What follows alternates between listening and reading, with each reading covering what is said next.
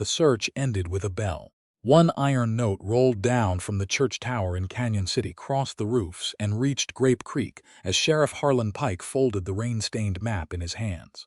6 days. No body, no saddle, no blood. Only a torn glove, a brass loop in a scratched leather case, and hoofprints the rain had cut into nothing. "I am suspending the organized search," Pike said. Men lowered their eyes or reached for saddle straps. Hope had become an embarrassment no one wished to carry home. Thaddeus Bellamy stood apart in a black coat, marked with creek mud. Pike placed the leather case in his hand. It was found beside her glove. Thaddeus closed his fingers around it without opening the case. It belonged to her mother. His voice did not break. That made the words worse. Ansel Cade watched the creek instead of the banker.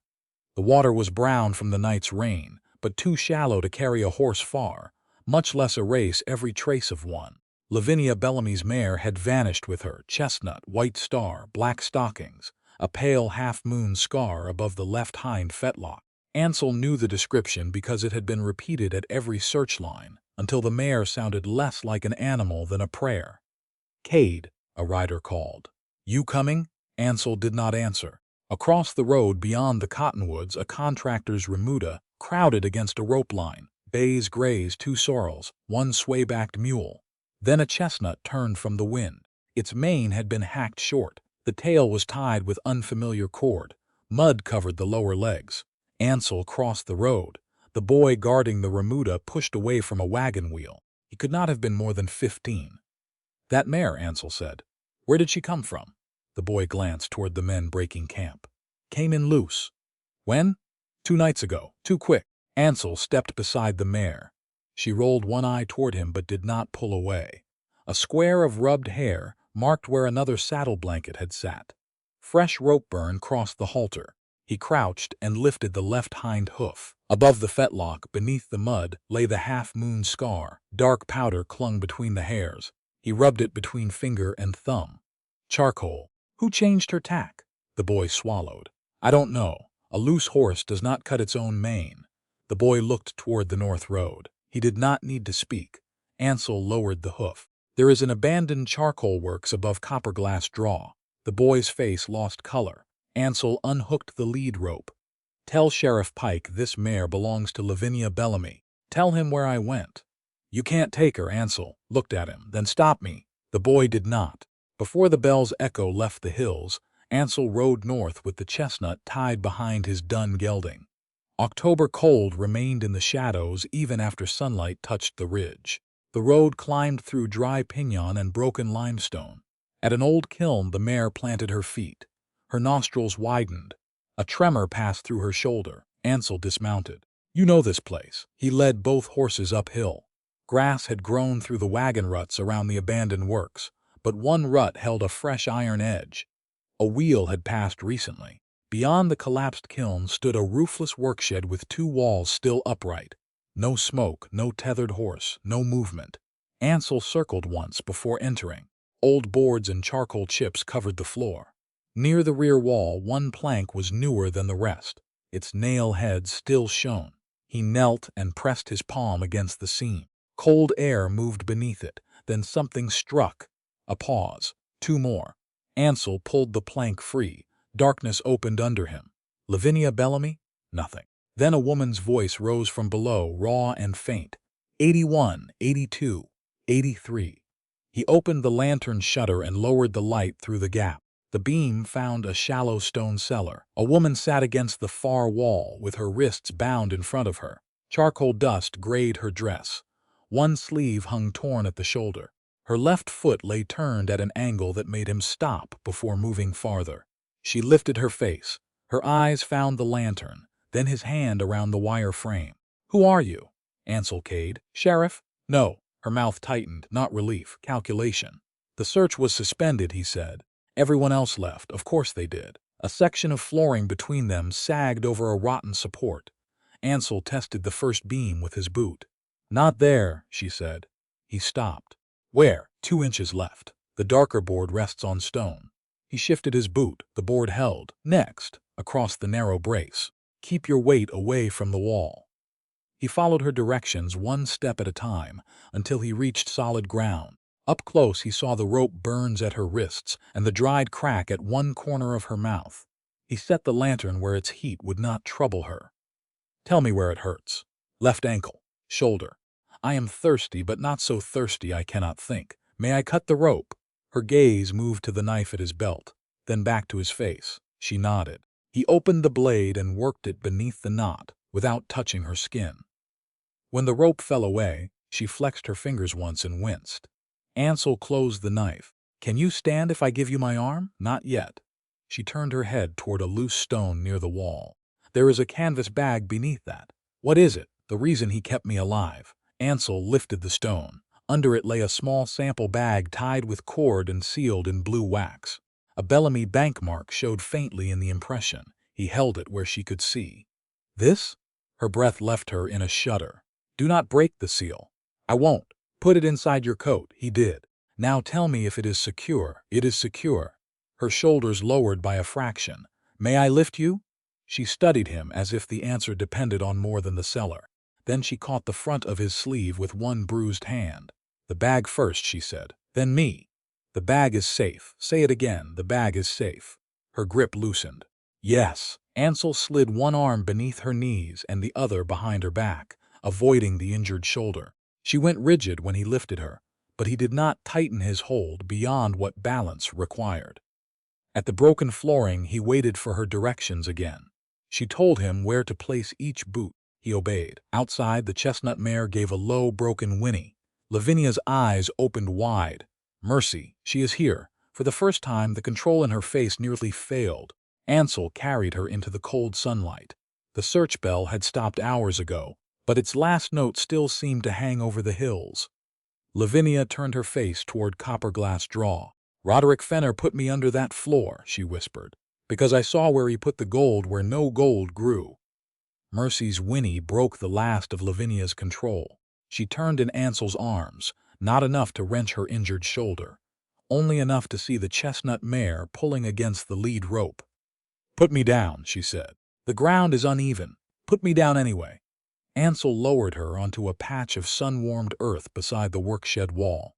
The instant her left foot touched, pain crossed her face and vanished behind discipline. She sat with the injured leg stretched before her. Mercy came close, breath steaming against Lavinia's cheek. Lavinia pressed her forehead to the mare's white star. "They cut your mane." Her fingers moved over the changed halter, the rope burn, and the empty place where her own saddle should have been. "They wanted her found without you," Ansel said. Lavinia lifted her head. "They wanted her found far enough away that no one would ask where she had been." Her gaze dropped to his coat. "The bag." Ansel opened the front and showed her the canvas without removing it. The Bellamy bank seal remained whole. "Take it out." He did. She examined the cord, wax and faint collateral mark before nodding once. "My wrists will not hold it." "Where do you want it?" Ansel asked. His dun stood saddled several yards away. "Nearside saddlebag. Buckle facing me. Nothing placed over it." He carried the bag where she directed, set it upright, and left the flap open until she had seen the position. Only then did he fasten one strap. "Enough," she said. "I need to know if anyone touches it." "You will." He brought his canteen, but she stopped him before he tilted it. "Small amounts, I know. Many men know and still pour too fast." Ansel held the canteen while she controlled the angle with 2 fingers against its base. She drank, waited, then drank again. Color did not return to her face, but the dryness in her voice eased. He cut a pair of straight cedar shoots and wrapped her ankle with strips torn from an old saddlecloth. "I need to feel your foot," he said, "to see whether the binding is too tight." Lavinia studied his hands, broad, weathered, still. "Do it." He touched the edge of her boot and the exposed skin above it, no farther. "Can you feel that?" "Yes. And this." He tightened the splint only enough to prevent the ankle from rolling. When he finished, he sat back on his heels. "There are 3 ways down. I can take you to Bellamy House. I can take you straight to Dr. Pritchard or Sheriff Pike in town. Or I can take you to Blue Heron Ranch. It is closer than Cañon City and quieter." "Who lives there?" "Ranch hands at the main house. My daughter and I use the cottage beyond the south corral." Lavinia's eyes narrowed. Your wife dead 5 years. He gave no other explanation. Your daughter's age? 9. Lavinia looked toward the road Fenner might use if he returned. Bellamy House is the first place he will watch. Likely. The town doctor is the second. Yes. Then Blue Heron. Ansel nodded as though she had chosen a direction on a map, not entered his home. I will tell Pike where you are. Tell him I am alive. Tell him I was taken and injured. Tell him nothing about Sample 9 until I speak to him. Agreed. 2 riders appeared below the kiln before Ansel had finished saddling Mercy. Both had been part of the search line. One stared at Lavinia as if the dead had spoken. Miss Bellamy. Lavinia braced one hand against the wall and lifted her chin. I am alive. The older rider crossed himself. The younger one urged his horse closer. Will be told I survived, she said. Nothing else. The man glanced at Ansel. She needs a doctor. She has chosen Blue Heron, Ansel replied. Ride to Sheriff Pike. Tell him to come alone. Bellamy will want. Sheriff Pike, Lavinia repeated. Her voice was weak, but the command inside it was not. The riders turned back toward Cañon City. Ansel brought Mercy alongside the dun. Lavinia tried to rise using the wall. Her injured foot folded before she placed weight on it. Ansel offered his forearm rather than taking hers. Use my arm if you choose. She gripped his sleeve. He steadied without pulling. Mounting was impossible without more help, so he placed her on the dun in front of the saddle and tied Mercy behind. Lavinia objected only when he reached toward the saddlebag. The bag stays where it is. I am shortening the lead rope. She watched until he showed both hands clear of the buckle. The descent from the charcoal works took nearly 3 hours. Ansel kept the dun to a walk and stopped twice for water. He did not ask Lavinia for a full account. Once, when she swayed, he brought his arm around her ribs but left space at the injured shoulder. May I steady you? He asked. Yes, nothing more passed between them. By the time Blue Heron came into view, the sun had lowered behind the ridge. The ranch was modest, a weathered main house, 2 barns, corrals built from peeled poles, and a cottage set apart beneath cottonwoods. No grand gate, no white columns, no sign of hidden wealth. A child sat on the pasture fence with one boot hooked through the lower rail. She jumped down when she saw Ansel. Pa, Ansel raised one hand. Stay there, Pearl. The girl stopped at once. Her eyes went to Lavinia's torn dress and bandaged ankle. Curiosity fought concern across her young face. Ansel dismounted and turned to Lavinia. My daughter. She will not come closer unless you say. Lavinia looked at Pearl. The child kept both hands visible and did not move. She may come to the porch, Lavinia said. Pearl walked beside the horses, careful not to crowd them. Are you the lady everyone was looking for? Yes. Did Pa find you? Lavinia glanced at Ansel. He listened well enough to do it. Pearl accepted that answer. Mrs. Dyer is at the main house. She knows where Dr. Pritchard is. Go ask her to send a rider, Ansel said. And Pearl, no questions until the doctor has gone. I know. She ran toward the larger house. Ansel carried Lavinia into the ranch cottage only after asking permission again. The south room held a narrow bed, a washstand, and 1 chair. He opened the window latch, then slid the door bolt back and forth so she could see it worked from inside. The key stays here, he said, placing it on the table. You can lock the door against anyone, including me. Where will you sleep? Kitchen. Near the outer door. Your daughter. At the main house tonight. Dr. Pritchard arrived before full dark, a leather bag in one hand, and Mrs. Dyer behind him with clean linen. He examined Lavinia's ankle, shoulder, wrists, and eyes while Ansel waited outside the room. No break, the doctor said. Severe thirst, not yet dangerous. Rope abrasions. Bruising. You need rest, broth, and no riding. How long before I can stand? Lavinia asked. With support, perhaps tomorrow. Without pain, not for some time. How long before I can think clearly? Dr. Pritchard met her gaze. You are thinking clearly now. After he left, Pearl appeared at the doorway carrying a cup of water with both hands. May I bring this in? Yes. The girl set it on the table and left without asking what had happened. Ansel returned with the saddlebag. He placed sample bag No. 9 on the table where Lavinia could reach it. The blue wax remained unbroken. He did not sit. Sheriff Pike will come at first light. Lavinia touched the sealed cord with 2 bandaged fingers. Good. You said the rock was made to lie. Her hand stayed over the bag. It was. How? Lavinia looked toward the locked door, then at the man who had returned the evidence unopened, by putting gold where the earth had never made it. Sheriff Pike arrived at first light with Lavinia's mother's loupe in one pocket and a blank statement book in the other. Ansel let him into the ranch cottage, then waited beside the kitchen stove while Pike knocked on the south room door. "Miss Bellamy, come in." Lavinia sat propped in the chair near the window, her left ankle wrapped and raised on a folded blanket. Clean linen covered both wrists. Sample bag No. 9 rested on the table beside her, its cord tight beneath the blue wax. Pike entered alone and closed the door only after she nodded. "Your father knows you are alive," he said. "He knows you are injured and somewhere safe. He does not know where the sample is, or what you have told Mr. Cade. Did he ask? He asked to come here, and I told him you would decide." Pike removed the scratched leather case and set it on the table. "He gave this back when he learned you survived." Lavinia opened the case. The folding brass loupe lay inside, one hinge dark with age, the lens unbroken. Her thumb moved over the worn edge. Fenner planted it near Grape Creek. Pike took the chair opposite her. "Start at the last moment no one can dispute." Lavinia closed the case but kept one hand on it.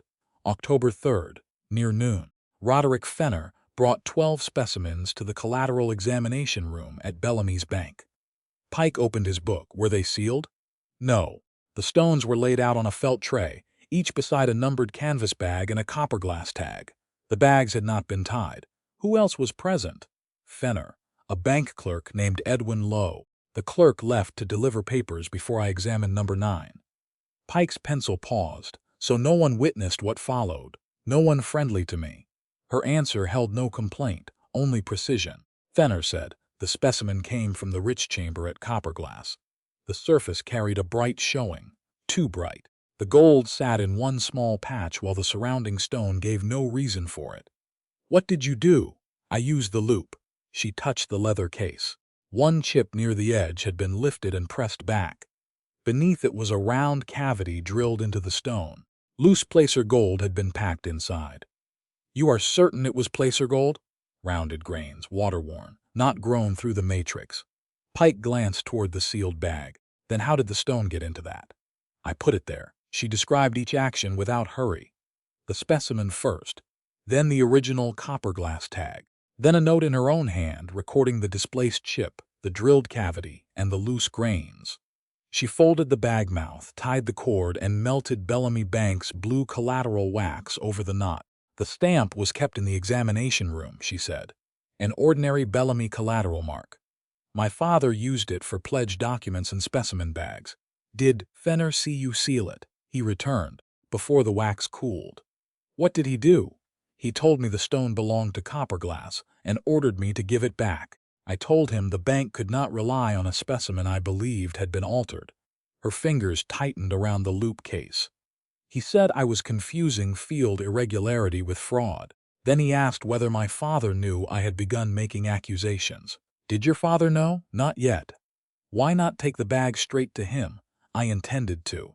Fenner followed me out through the assay yard. Her gaze went to the window, but her voice did not waver. "He caught my arm near the carriage shed. Another man covered my mouth from behind. I did not see that man's face." "But you saw Fenner, in daylight, at the bank, on the road, at the charcoal works. He came below the floor twice and asked where I had hidden number 9. Pike wrote that exactly. Why keep you alive? Because he did not know where the bag was. He thought pain, thirst, or fear would make me tell him. Did it? No." Pike let the answer stand. "How did the bag reach the cellar?" "I had it inside my coat when they took me. At the workshed they left me tied above ground while Fenner searched Mercy's saddle and my dress pockets. The bag had slipped behind the wagon seat during the ride. I found it after they moved me below. I hid it under the loose stone before he returned." "Could anyone have opened it between the bank and the cellar?" "Not without breaking the wax or cutting the cord." "Could Fenner have replaced the entire bag?" "Not after Mr. Cade found me. I directed him to it. He showed me the seal before moving it, kept it inside his coat, and returned it unopened." Pike looked at the blue impression. "The seal preserves the contents from the moment you made it. It does not prove where the specimen came from." "I know. It does not prove the entire copperglass property was salted. I know that too. What does it prove? Lavinia met his eyes. If the contents match my note, it proves the specimen presented to support the loan was altered before I sealed it. Pike closed the statement book halfway. And to prove more, independent comparison. Samples taken without Fenner choosing the rock. The examiner must not know which location each sample came from until after judgment. Then a proper assay. The sheriff's attention sharpened. You planned that before he took you. I planned enough to know my eye would not be accepted alone. Pike read the statement back. Lavinia corrected 2 phrases. She would not allow him to write that Fenner's second man was short, merely because the grip had come from below her shoulder. She would not say the mine was worthless, only that sample 9 had been altered, and the promoted value could not yet be trusted. When Pike finished, she signed with stiff fingers. Ansel had sent Pearl to the main ranch house with Mrs. Dyer before Pike arrived. By mid-morning he rode beside the sheriff and 1 deputy toward the contractor Remuda. The stable boy saw them coming and tried to lead Mercy behind the wagon line. Ansel blocked the path with his dun. She belongs to Miss Bellamy. The boy's face had gone pale. Pike dismounted. When did she arrive? Before dawn on the 4th. You told Mr. Cade 2 nights ago. I was scared. Who brought her? The boy rubbed both hands against his trousers. 2 men from Fenner's road crew. One said she had been found loose above Grape Creek. Did you see Mr. Fenner? Pike asked. No, sir. Did you change the tack? They did. Cut the mane, too. The deputy recorded the boy's name while Pike examined the altered halter, the rubbed saddle marks, and the half-moon scar above Mercy's left hind fetlock. Lavinia's own saddle and bridle were gone. Pike placed the mare in temporary sheriff custody until the tack and identifying marks could be entered into his record. On the ride back, he told Ansel, Bellamy offered a reward to the man who found her. No, I had not named the amount. It would still be no. Pike studied him. You found a banker's daughter alive after the search ended. Some men would call that fortune. Ansel looked toward Blue Heron. She was not lost money. At the cottage, an independent assayer from Cañon City waited beside a hired horse, his coat carrying pale dust from years of crushing rooms and furnaces. Pike brought him into the south room. The man examined the outside of sample bag number 9 without touching the cord. Bellamy collateral wax, he said. The stamp is known to me. He bent closer. No visible break, no cut in the tie. Can you tell what is inside? Pike asked. Not without opening it. And after? Lavinia asked. The assayer looked at her, rather than at her father's name pressed into the wax. If the contents match your statement, we will know the specimen was altered before you sealed it. We will not know whether the mine itself supports Fenner's figures until fresh samples are taken blind and tested. Fire assay, Lavinia said. He straightened. You understand the difference between suspicion and proof. I understand what men call suspicion when a woman has not yet given them enough paper. Ansel stood near the door holding the loupe case Pike had moved aside to inspect the bag. When he returned it, Lavinia reached at the same instant. Their fingers met over the worn leather. Neither held the contact. He released the case into her hand. The assayer kept his eyes on the blue seal. If that stone is what you say it is, he said, then half the money tied to copperglass may be resting on a hill that was taught to lie. The assayer would not touch sample bag number 9 until every person in the room had agreed on what they could see before it was opened. October light lay pale across the south room table. Lavinia sat with her injured foot raised on a stool, her cane within reach, and her mother's brass loupe beside her right hand. Sheriff Pike stood at the head of the table with his notebook open. A deputy waited near the door. Ansel remained by the window, close enough to hear and far enough not to crowd her. The assayer bent over the bag without moving it. Blue collateral wax used by Bellamy's bank, he said. Ordinary Bellamy stamp. The impression is shallow but legible. Pike wrote. Cord, unt canvas, mark number 9 in black ink. Lavinia Bellamy's initials beneath it. Date October 3rd. Any break in the wax, none visible.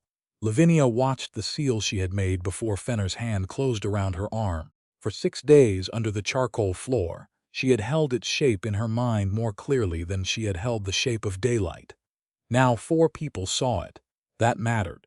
"Miss Bellamy," Pike said, "is this the condition in which you last saw the bag before Mr. Cade recovered it?" "Yes." "And Mr. Cade?" Ansel answered from the window. "The seal looked the same when I took it from beneath the stone. I did not untie the cord." Pike nodded to the assayer. "Open it." The man slid a narrow blade beneath the wax, lifting the impression in one piece rather than splitting it. He laid the seal on folded paper, loosened the cord, and opened the canvas mouth. No one spoke while he removed the contents. First came a dark specimen nearly the size of a man's fist, then a copper-glass tag, then a folded note in Lavinia's hand. The assayer did not read the note until Pike had recorded each item. He unfolded the tag. Two values appeared on it. The first, written in lighter ink, read $22 per ton. A heavier hand had crossed it through and written 180. Pike leaned closer. "Who's writing?" "Roderick Fenner's," Lavinia said. "I have seen it on mine correspondence and loan papers." "Can you prove that?" "The bank can produce signed examples." Pike entered the answer without treating it as settled fact. The assayer unfolded Lavinia's note. Displaced surface chip. Round drilled cavity beneath. Loose rounded grains inconsistent with surrounding matrix. Bagged and sealed pending independent comparison. "Your words?" he asked. "Yes." He placed the specimen on clean white cloth. Its bright patch drew the eye at once. Lavinia reached for the loupe, but the ache in her shoulder slowed her hand. Ansel moved half a step, then stopped. She completed the reach herself. "The chip is here," she said. The assayer adjusted the lamp. Under the lens, the bright patch lost its easy promise. One edge of stone sat higher than the rest. A narrow line of disturbed dust marked where it had been lifted and pressed back. The assayer used a small steel pick to raise the chip. Beneath it lay the round cavity Lavinia had described. Loose yellow grains filled the hollow. Several rolled free onto the white cloth. "Do not touch them with bare fingers," she said. "I had no intention." His answer carried no offense. He examined one grain beneath his own lens. "Rounded, water-worn. Placer gold," Lavinia said. "Placed in rock that did not grow it." He turned the specimen. Around the cavity's rim were 5 shallow pressure marks, spaced unevenly but unmistakable once seen. "A toothed punch," he said. 5 points. Pike's pencil stopped. "Can you say when the hole was drilled?" "No. Only that it was drilled before Miss Bellamy sealed the bag, assuming her account is true." "And can you say the entire mine was salted?" "No." The assayer looked toward Lavinia. "This proves physical alteration of this specimen. Nothing more by itself." "Then say nothing more," she replied. "Not yet." Pike read her note again. "The tag matters." "It matters," the assayer agreed. The altered stone was presented beside a copper-glass tag carrying Fenner's revised value, but the mine itself must answer for the rest. He separated the evidence onto clean papers. The preserved wax seal went into one folded packet. The tag and Lavinia's note went into another. The specimen returned to the original canvas bag after Pike recorded that the bag had been officially opened before witnesses. The cord was tied, but no one pretended the original seal remained intact. Pike wrote that plainly. Lavinia took the key to a small tin document box Mrs. Dyer had brought from the ranch office. The opened evidence package went inside. She locked it herself and kept the key. "Fresh samples," Pike said. "How many?" Lavinia unfolded the mine sketch across the table. 3 points had been marked in pencil before her disappearance. One from the wall beside Fenner's claimed rich chamber. One from the lower drift he dismissed as poor. One from the fresh break near the ventilation rays. "Who collects them?" Ansel asked. "Not you," Lavinia said. He accepted the answer without reaction. "Fenner has already called me a thief," she continued. "If the samples pass through the hands of the man who found me, he will call them Cade stones before anyone tests them." Pike traced the route on the sketch. "A deputy and the copper-glass foreman." "If the foreman has no financial share," she said, "I will confirm that." The assayer folded his hands. "Each sample gets a letter only, A, B, and C. Sheriff Pike keeps the location key. I crush representative portions and run fire asses before he tells me which came from where." "How long?" Lavinia asked. 2 days if the furnace behaves. And the remainder of each sample, sealed and retained. Good. Ansel studied the route from Blue Heron to Copperglass. "The upper road is rough after the rain. They will need pack animals, not a wagon." "I can provide 2 mules," he said, then looked at Pike rather than assuming the task. "You may," Pike replied. "You will not know which letter belongs to which wall." "I do not need to." The answer eased a tension. Lavinia had not admitted she carried. By the following morning, the deputy and foreman had departed with 3 empty canvas bags, a hammer, fresh paper, and Pike's written instructions. Ansel had selected the mules but did not touch the labels. Pearl watched from the main ranch house porch until Mrs. Dyer called her inside. The south room grew quieter after the riders left. Pike remained to finish his record. The assayer packed his lenses. Ansel stood beside the table, looking at the sketch Lavinia had drawn around the cavity. "You recognize the marks," she said. "I recognize the shape. From where?" "Fenner's road crew uses steel punches to start holes in hard timber fittings and stonework. Most have 4 points. I saw a 5-point one in their tool wagon last spring. Can you tell whether it made this hole?" No. He had learned her language of limits quickly. Only that it could leave marks like these. Lavinia turned the specimen slightly within the open evidence paper before Pike repacked it. "May I show you?" Ansel extended his hand, palm down, and waited. She placed 2 fingers lightly against his knuckle and guided his forefinger near the rim without letting him touch the loose grains. "His skin was warm beneath hers," she said. "Not the round opening, the pressure marks around it." He bent closer. 5 small dents formed an imperfect crown around the cavity. Lavinia released his hand as soon as he saw them. He did not follow the contact. "The punch I saw had 5 teeth," he said. "It belonged to the road crew inventory." Pike closed his notebook. "Then we find the inventory." "And if the punch was moved?" Lavinia asked. Ansel looked toward the north road beyond the window. "Then someone carried a contractor's tool into the copper glass sample room." The altered stone had answered one question. It had been made to lie. The larger question was, who had brought the instrument close enough to teach it? The first assay return came back low enough to end one argument, and dangerous enough to begin another. Sheriff Pike arrived at Blue Heron on the morning of October 17th with the independent assayer, the deputy who had gone to Copperglass, and 3 sealed envelopes tied together with red string. Lavinia sat at the ranch office table rather than in the south room. Her left ankle rested on a low stool beneath the desk. She still needed the cane for every crossing, and the bruised shoulder objected whenever she reached too far. But she had insisted on meeting where papers could be spread without covering her bed. Sample bag number 9 remained in the locked tin box beside her chair. The original blue wax seal, officially lifted 2 days earlier, lay wrapped separately inside. Ansel stood near the stove. He had provided the pack mules for the collection and knew nothing about which letter belonged to which wall. Pike placed a folded location key on the table. "Still sealed," he said. The assayer set down his written returns, and these were completed before I saw that key. Lavinia checked the string and his signature. "Tell us the procedure." Each sample was crushed separately. I took representative portions, weighed them, ran the assays through the furnace, then repeated the strongest result. "Strongest?" Pike asked. "Still poor." The assayer opened the first return. Sample A showed only a trace worth recording. Sample B carried a little more, but nowhere near commercial value at the figures Fenner promoted. Sample C was lower than B. "None near $180 per ton?" Lavinia asked. "Not within shouting distance." She did not smile. "Read the numbers." He did. The values were modest, the kind that might interest a patient prospector under better conditions and ruin a bank that had lent against a rich chamber. When he finished, Pike broke the seal on the location key. A came from the wall beside Fenner's claimed rich chamber. B from the lower drift he dismissed as poor. C from the fresh break near the ventilation rays.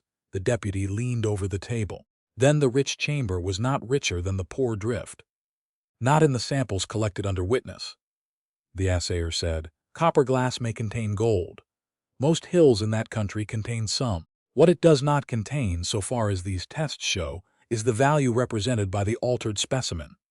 He tapped the written returns. "The visual evidence tells us sample 9 was tampered with. The fire assays tell us the surrounding rock does not support Fenner's figure." Lavinia read each page. The relief she had expected did not come. Numbers did not undo 6 days under a floor. They did something colder and more useful. They made dismissal harder. "The remaining pieces?" she asked. "Sealed at my office. 1 packet from each sample. My furnace notes are signed and dated." "Good." Pike turned toward the deputy. "Now the inventory." The deputy carried in a narrow ledger box with 1 hinge broken and dust packed around the lock. "Recovered yesterday from the abandoned road camp," Pike said. "The stable boy showed us where the contractor clerk threw old books when the office wagon was moved. Ansel had gone with them to identify the camp and the type of tools used by Fenner's road crew. But Pike and the deputy had handled the box from the moment it was found. The boy had watched them pull it from beneath a collapsed shelf and had signed his mark beneath Pike's written description. Pike opened the lid. Inside lay freight lists, tool issues, and wage sheets curled by damp. "Mr. Cade recognized the notation we needed," he said, but he did not remove the page. He turned the ledger to a marked line. Lavinia read aloud, "1 5-point steel punch, transferred from North Road crew to Copperglass sample house. Authorized RF no return mark followed." Ansel moved closer but did not touch the ledger. "The crew had only 1 5-point punch that spring," he said. "The rest were 4-point. "How do you know?" the assayer asked. "I hired their drilling wagon twice when floodwater shifted a bridge sill. I signed for every tool that came onto Blue Heron land." Pike opened another record. "His receipts support that." Lavinia studied the transfer date. 3 days before Fenner brought the specimens to the bank." "Yes," Pike said, "but the ledger proves only that the tool was moved under Fenner's initials. It does not prove who used it." "Or where it is now," Lavinia added. "We find the punch," the deputy said. "We may find the hand that carried it." Pike closed the ledger. The answer had sharpened the danger rather than reduced it. Fenner had not improvised after Lavinia's accusation. He had moved the tool before the sample arrived. That meant planning, possibly help. "Who had access to the sample house?" she asked. "Fenner, the foreman, 2 clerks, and whichever crewmen were assigned," Pike said. "The foreman gave the blind samples under watch. He denies seeing the punch." "Do you believe him?" "I believe what I can prove." Lavinia nodded. It was the answer she would have given. By afternoon, Pike and the assayer had taken copies of the assay returns to Cañon City. The original reports stayed in Pike's possession. The tin box with Sample 9 remained locked at Blue Heron, its key tied to a ribbon at Lavinia's waist. The ranch settled into the muted sounds of an autumn day. Harness rings, a distant axe, Pearl reciting sums to Mrs. Dyer at the main house. Ansel brought a letter from the rider who had come out from town. The paper bore Lavinia Bellamy's seal. Lavinia broke it with the edge of her thumbnail. Her father asked her to return to Bellamy House in a private carriage. He said the bank required calm. He said depositors could be harmed by premature allegations. He said the directors must be given time to assess the Copperglass matter without newspaper attention. He did not ask whether her ankle still swelled by evening. "He wants silence," Ansel said. Lavinia read the letter again. "He calls it order. Is there a difference?" "There can be." She folded the page along its original crease. "Not here." Ansel waited. He had learned not to fill every pause with advice. Lavinia looked toward the locked tin box. "For 6 years, my father handed me mineral specimens when no assayer could be reached quickly. I described color, fracture, weight, visible metal, contamination. He used my notes to decide which claims deserved further examination. Did the directors know? They knew he possessed good judgment. Not that some of it was yours." "No." Her mouth tightened. "When my description supported alone, he called my eye exceptional. When I withdrew support from Copperglass, he said I lacked experience and should leave commercial decisions to men who understood consequence." "Do you want my opinion?" Ansel asked. Lavinia turned from the window. "Yes." He trusted the answer while it paid him. He did not trust the person who gave it. The words held no comfort. That was why they comforted her. He had not told her Thaddeus meant well or that fear excused concealment. He had named the act. Lavinia drew paper toward her. "Then the person will answer under her own name." She wrote that she would enter Cañon City openly the next day. She would speak to Pike, the directors, and any depositor whose money had been placed at risk. She would not certify copperglass at a value she could not defend. She would not return privately to Bellamy House before the bank acknowledged her withdrawal. When she finished, her hand ached from gripping the pen. Ansel sanded the page only after she pushed the shaker toward him. "I will have a writer take it. No private message added. None." He set the letter aside. Lavinia's fingers rested on the table near his hand. The past week had taught her how quickly men moved objects, words, and women into places they had not chosen. She moved now with full awareness. Her palm settled over the back of his hand. Ansel did not turn his beneath hers. He did not close his fingers. He waited. The warmth of his skin reached her through both their stillness. "You listened," she said. "I am trying to. Keep trying. I will." She withdrew when she chose. Hoofbeats entered the yard before either spoke again. A newspaper boy came to the porch carrying a folded proof sheet. "For Miss Bellamy," he called. Editor said her father ordered it held until tomorrow. Lavinia opened the page. A black border framed her name. Beneath it, Bellamy's bank invited the people of Cañon City to a memorial observance the following afternoon. Her portrait would be displayed in the lobby. Her father would speak. The town had stopped searching. Now it intended to remember her in public. Lavinia folded the proof once and reached for her cane. "Have the buckboard ready by noon tomorrow," she said. Ansel looked at the black-bordered notice, then at her. "You are going to the memorial?" "No," she rose, favoring the injured ankle. "I am going to end it." By noon the next day, Lavinia was riding toward her own memorial with her mother's brass loupe in her reticule, and no evidence except the fact that she was alive. Sample bag number 9 remained locked in the tin document box at Blue Heron. The specimen, tag, handwritten note, and lifted blue wax seal were safer there than on a public street. Dr. Pritchard had permitted the buckboard but forbidden horseback travel and unnecessary stairs. Lavinia's ankle was bound beneath her skirt. Each rut sent a dull ache through it, and her bruised shoulder tightened whenever she caught herself against the seat. Ansel drove without hurrying the team. He had placed a folded blanket beneath her injured foot and had not mentioned it after she accepted it.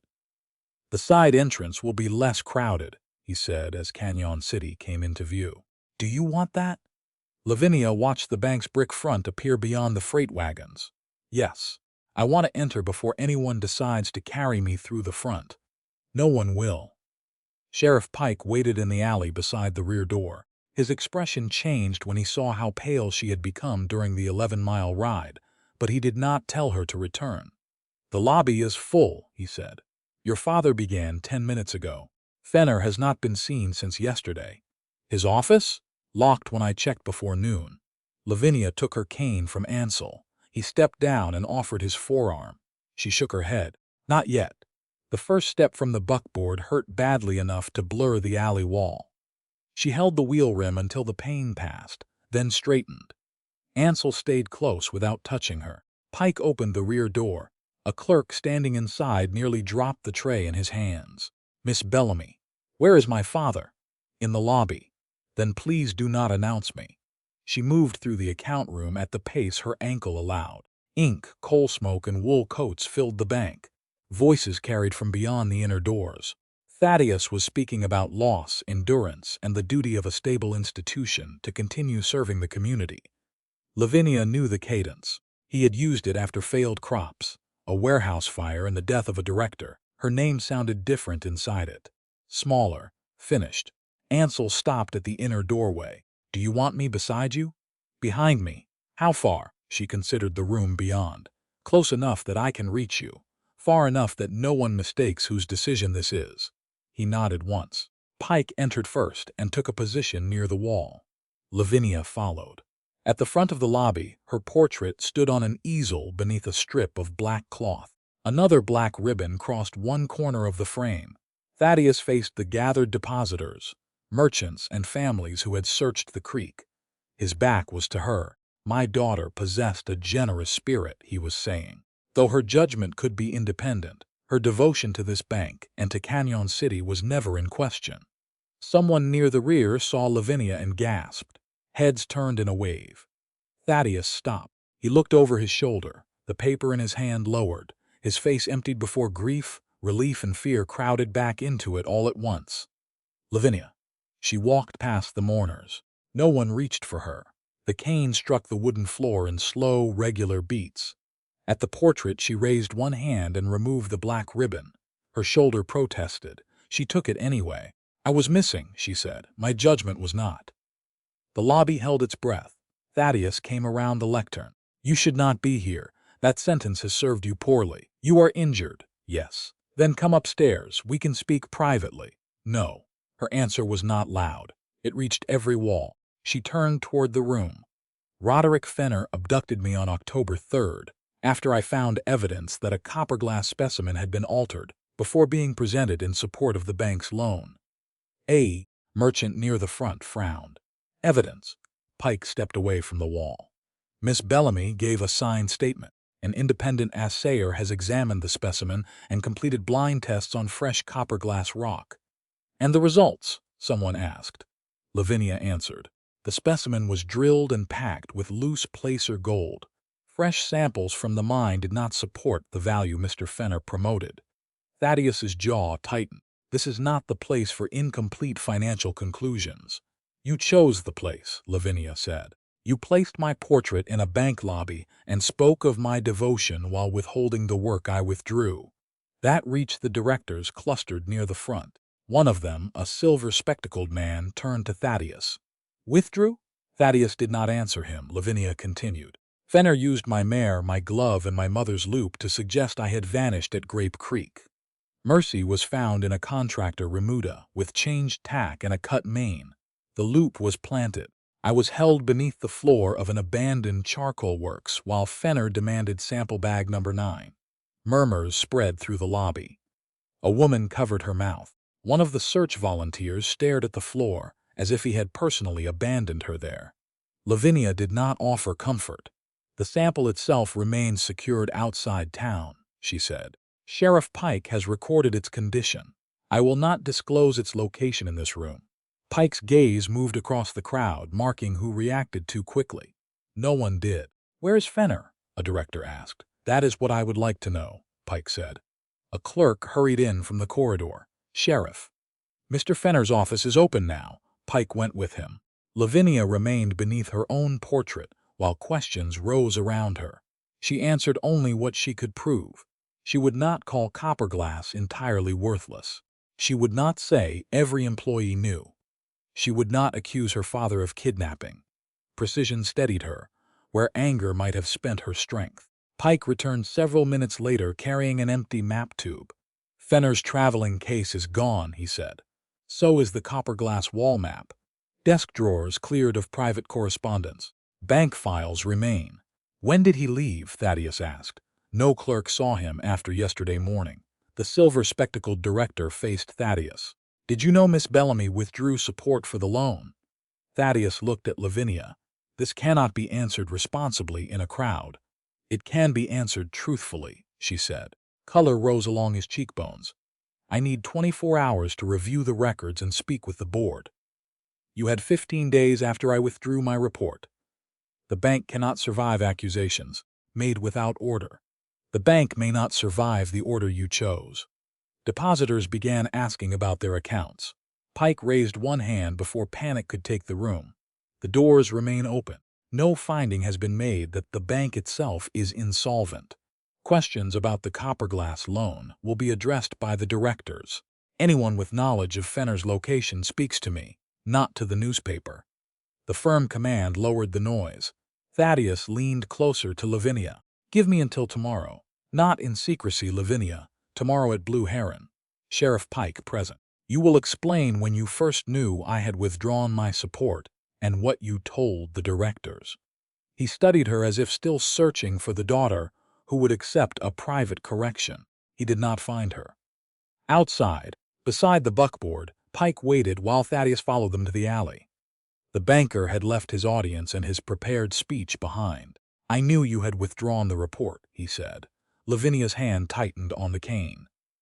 "When? Before you disappeared? Did you tell the directors?" Thaddeus looked toward the bank door. No, the single word carried more weight than the memorial ribbon in her fist. "Tomorrow," Lavinia said, "you will tell me why." The return to Blue Heron took longer. Lavinia spoke only once to ask Ansel to stop when the jarring became too much. He halted beneath a cottonwood, watered the team, and stood with his back turned while she recovered, granting privacy without leaving her unguarded. By the time they reached the ranch cottage, dusk had settled over the corrals. Lavinia descended with his forearm beneath her hand. At the porch, her cane slipped from numb fingers and struck the step. Ansel bent to retrieve it. "Leave it," she said. He straightened. Her control had lasted through the bank, the directors, the questions, and her father's admission. It ended now in the privacy he had never used against her. "Hold me, please." Ansel did not move until she opened her arms. Then he stepped close and gathered her with one arm around her back and the other clear of the injured shoulder. His hold was firm enough to support, loose enough to leave. Lavinia pressed her face against his coat. The scent of horse, cold air, and clean wool replaced coal smoke and memorial flowers. Neither spoke. When she lifted her head, his face was near hers. His gaze touched her mouth, then returned to her eyes. He did not close the distance. The choice remained where he had always tried to leave it. Lavinia rested her forehead against his shoulder instead. His hand stayed steady at her back. In her reticule, the black ribbon lay folded beside her mother's brass loupe. Tomorrow, her father would explain what he had borrowed from her name. Tonight, Ansel asked for nothing she had not chosen to give. Thaddeus arrived at Blue Heron the next morning, carrying the hat he had forgotten in the bank alley, and a face that had not slept. Sheriff Pike rode beside him. Ansel met them at the gate, heard Thaddeus ask for Lavinia, and answered, "She will decide whether you come in." "She is my daughter. That does not make the door yours." Pike dismounted before the argument could grow. "Bellamy, wait here." Ansel crossed the yard to the ranch cottage. Lavinia was already dressed, her ankle bound beneath her skirt and her cane resting against the chair. Sample bag number 9 remained inside the locked tin document box near the wall. The key hung from the ribbon at her waist. Her mother's brass loupe lay closed on the table. "My father?" she asked, with Pike. "Bring them in." "Do you want me here?" Lavinia considered the question. "Yes, by the wall. Do not answer for me." "I won't." Thaddeus entered first. Pike followed and took the chair nearest the door. Ansel remained where Lavinia had placed him. Her father looked around the plain room as though its modest furniture offended him less than the fact that she had chosen it over Bellamy House. "You should not be receiving visitors," he said. "Then do not waste the visit." He set his hat down. "Yesterday was difficult." "For whom?" Thaddeus did not answer. Lavinia rested both hands on the head of her cane. "You knew I withdrew my support for Copperglass." "Yes." "You did not tell the directors." "No." Pike opened his statement book. Thaddeus glanced toward him. "Must this be recorded?" "You made the admission in front of him yesterday," Lavinia said. "Today you will explain it." Her father drew out the chair across from her, but remained standing behind it. The bank had already advanced funds against Copperglass, equipment, payroll, roadwork. Fenner told me the poor comparison was temporary. He claimed the true vein lay beyond the sampled chamber. "And my reports, your early description supported further examination. You presented them to the directors." "Yes." "Under whose name?" His fingers tightened around the chair back. "Mine." The answer seemed to alter the air more than a denial would have. Lavinia had known. Hearing him state it removed the last place he could hide. "When those descriptions increased the value of the loan, I had good judgment. You do. When I withdrew them, I became inexperienced. The bank required confirmation. The independent assayer has now confirmed the concern. After the loan was exposed. The loan was already exposed. You only kept the directors from seeing it." Thaddeus lowered himself into the chair. "I believed I could protect the bank until Fenner reached better. Or, you believed Fenner. I believed time might prevent panic. I had 6 days under a floor because men kept deciding time belonged to them." He looked away. "Pike's pencil moved," Lavinia continued. "What did Fenner say after I disappeared?" "He came to my office the next morning. He said you had become agitated over the sample and ridden out alone. He urged me not to mention the disagreement." "Why?" "He said people might believe you had fled from embarrassment, and you allowed that story to stand. I feared what public suspicion would do to your name." You protected my name by removing my judgment from it. Thaddeus flinched. I did not know he had taken you. No, you only showed him how slowly I would be believed.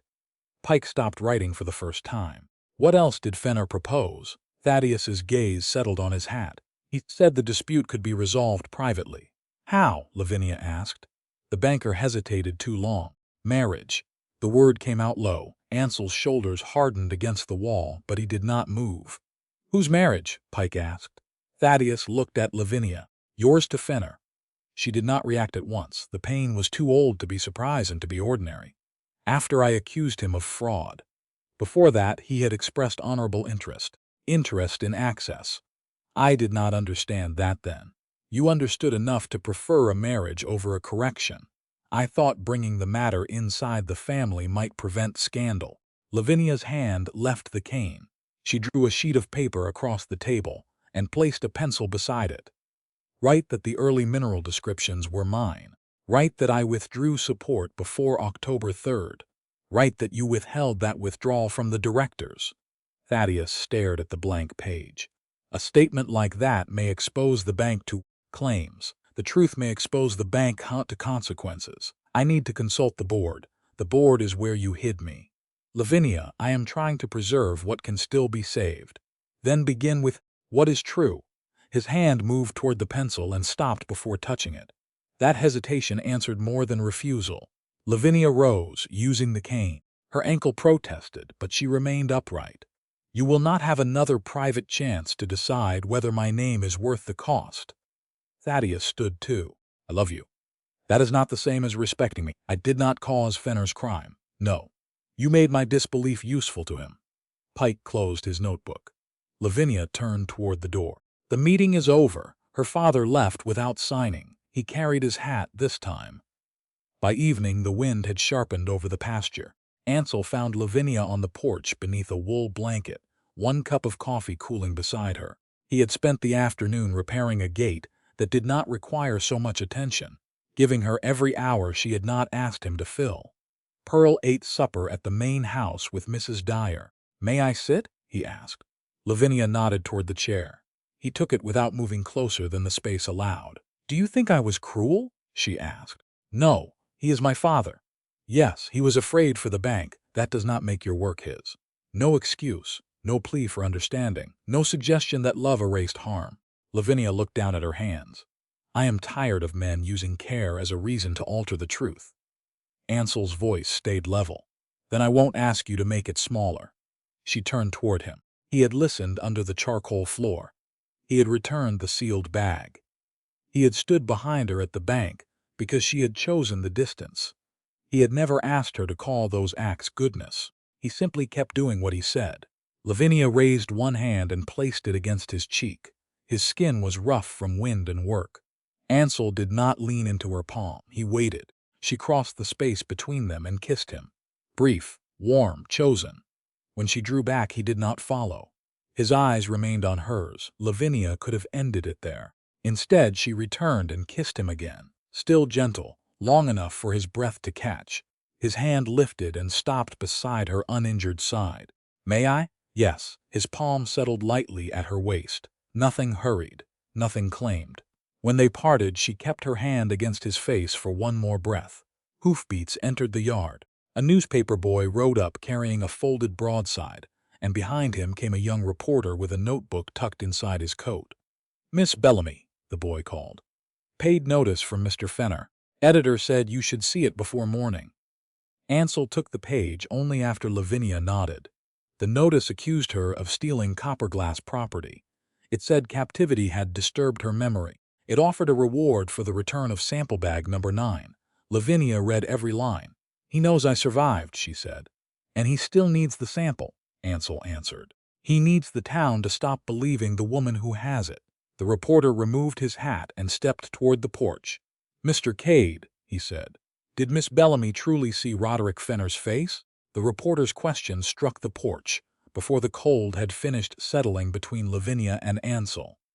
Did Miss Bellamy truly see Roderick Fenner's face? Ansel turned toward him. The young man had already opened his notebook. Behind him, the newspaper boy sat his horse with Fenner's paid notice folded beneath one arm. Lavinia still held the broadside. The accusation stared up from the page. Stolen company property, disturbed memory, reward offered for sample bag number 9.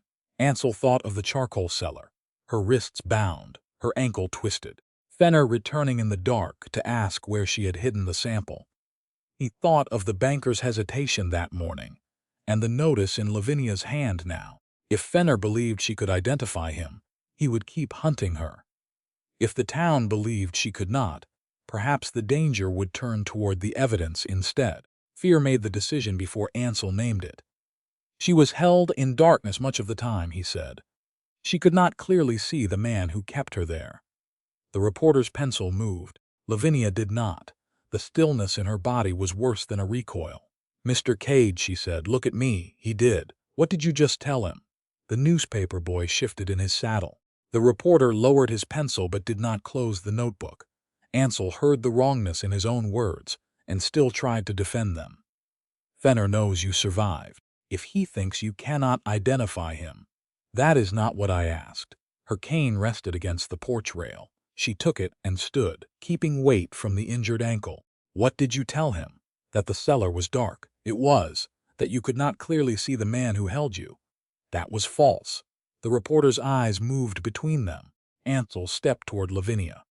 "Go inside. The air is cold." Her face hardened. "You do not get to move me out of the room after changing my words inside it." He stopped. She addressed the reporter. "Stay." The young man obeyed.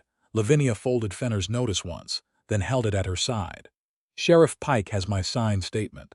I saw Roderick Fenner in daylight at Bellamy's bank. I saw him in the assay yard. I saw him on the road. I saw him at the charcoal works. I named him the day Mr. Cade found me." The reporter's pencil hovered. "And in the cellar?" "He came below the floor twice. The lantern was behind him the first time. The second he held it near his shoulder. I recognized his voice before I saw his face, but I saw his face." She turned back to Ansel. "You know that?" "Yes." "Then why did you tell him otherwise?" Ansel glanced toward the dark road beyond Blue Heron. "Because Fenner is dangerous. He was dangerous yesterday. Now he knows where you are. He knew I was alive before he paid for that notice. If he believes you cannot put him in prison, he may stop coming after you. So you decided I cannot.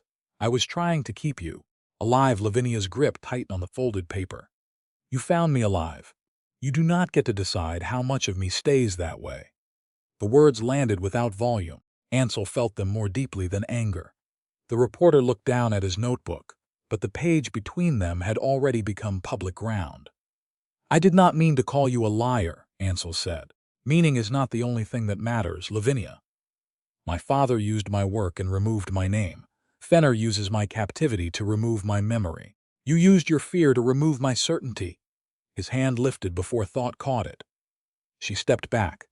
Ansel stopped with his fingers open and lowered his arm. "Print what he said," Lavinia told the reporter. Ansel's head came up. "No. Yes. It will help Fenner. Then the town should see how easily he was helped." The reporter cleared his throat. "Miss Bellamy, I can wait until morning. Mr. Cade may wish to revise. He may revise after the first statement is printed, not before it disappears. You want both. I want the truth in the order it occurred." The young man closed the notebook. "I understand." "Do you?" Lavinia asked. "Write that I dispute Mr. Cade's statement. Write that Sheriff Pike holds my signed identification. Write that Mr. Cade spoke without my permission." "I will." Ansel faced her. "I was wrong." Yes, she did not soften the answer to help him bear it. The reporter and newspaper boy rode away. Hoofbeats faded down the ranch road. Lavinia went inside without asking for Ansel's arm. Her first step jarred the ankle. She caught the door frame, steadied herself, and continued. Ansel did not follow until she had crossed the room and chosen where to stand. By late afternoon, the newspaper reached Blue Heron. Fenner's paid notice occupied the left column. Beneath a smaller heading on the right appeared Ansel's statement. Local stockmen questioned whether captivity and darkness had allowed Lavinia Bellamy to identify her captor clearly. The article did not accuse her of lying. It made doubt sound respectable. A ranch hand who delivered the paper also carried word from town. One merchant had postponed giving Pike his copper-glass correspondence until the matter became less confused. A bank director had asked whether Lavinia's injury might have affected her recollection. Fenner's counterattack had acquired Ansel's voice. Lavinia read the page at the ranch office table. Sample bag number 9 remained locked in the tin document box beside her chair. The key still hung at her waist. Her mother's loupe lay closed near the lamp. Ansel stood across the room with his hat in his hands. "I told the reporter to leave you alone," he said. "You gave him the sentence that made Fenner believable." "I did not say Fenner was innocent. You did not need to." She folded the paper. "He called me a thief with a damaged memory. You told the town my eyes could not be trusted." Between the two statements, what remains? "I thought I could turn his attention from you to the sample. You thought my truth was a trail you could cover. I thought the danger was mine to stop there." Lavinia placed the newspaper beside the loupe. "That is the part you still do not understand." She reached for the cane and rose. Her ankle had improved enough that she no longer needed the chair for every movement, but pain tightened her mouth on the first step. Ansel moved aside instead of toward her. "Where are you going?" "The office room across the yard. It is smaller than the south room. It has a lock I choose after learning what your protection costs." He accepted the blow without defense. "I will have the stove checked." "No, ask Mrs. Dyer to send someone. You will not prepare the room as though my moving there is another task you control." "All right." Lavinia gathered the loupe case and touched the ribbon holding the tin box key. The box itself was too heavy to manage with the cane.